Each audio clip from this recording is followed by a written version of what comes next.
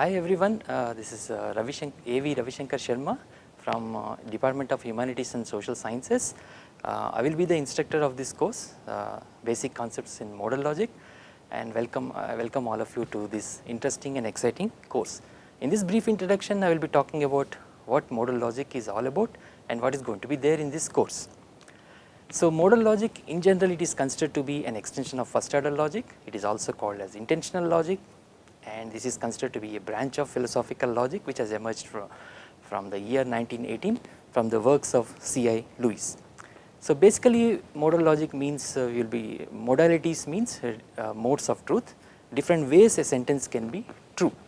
So it can be a sentence can be true, actually true is represented as P, and what could have been true, what might have been true is represented by possibility of P, and then something is considered to be necessarily true is represented as box P. So in general, modal logic is considered to be logic of necessity and possibility, and modal arguments and reasoning is part and parcel of our day-to-day discourse. Arguments, philosophers use it in their arguments of free will, existence of God, understanding nomic necessity in law statements, analyzing counterfactuals, all requires some basic knowledge of modal logic.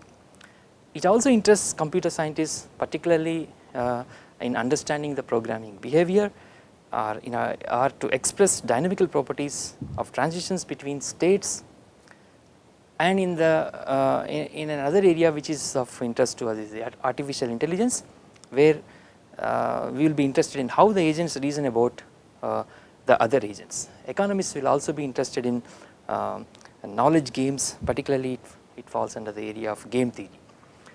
So why modal logic? Why to do modal logic?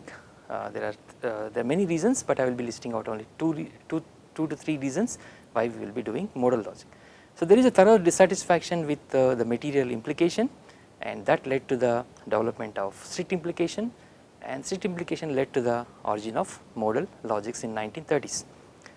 And the other important thing we need to note is that we need to have a distinction between necessity of P, possibility of P, and what is something which is considered to be actually P. So for example, if you say possibility of P, it does not imply that it is actually the case that P. So we want to make such kind of distinction. Classical logic fails to explain the distinction between necessity of P, possibility of P, and actuality of P. In classical logic, everything is taken for granted that it is actually P.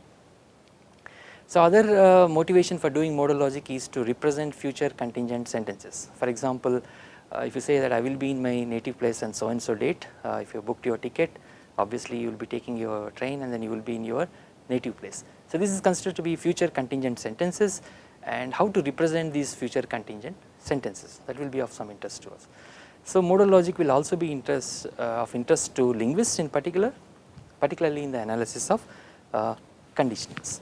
So that these are the different flavors of modalities.